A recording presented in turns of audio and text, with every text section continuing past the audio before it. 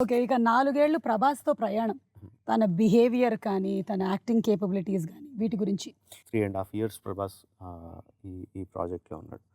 మిగతా యాక్టర్లు అందరూ ఉన్నారు but every actor and every technician vent out and did some other films and came back and అవును. మా సినిమా కూడా చేశారు. బట్ ప్రభాస్ మాత్రం totally he dedicated himself for this project.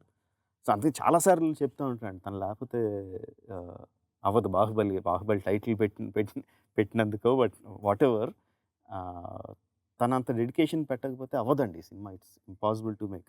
మరి కథ కాంటెక్స్ట్ వచ్చినప్పుడు హ్మ్. నాన్నగారు హ్మ్. విజేంద్ర ప్రసాద్ గారు అందించినటువంటి కథలు మీరు అద్భుతంగా తీస్తూ ఉన్నారు. We love to see this combination again and again. మరి దీనికి ఆయన ఇన్‌పుట్స్ ఇంకా నాన్నగారు కథ మొత్తం కథంతా చెప్పరండి. హ్మ్.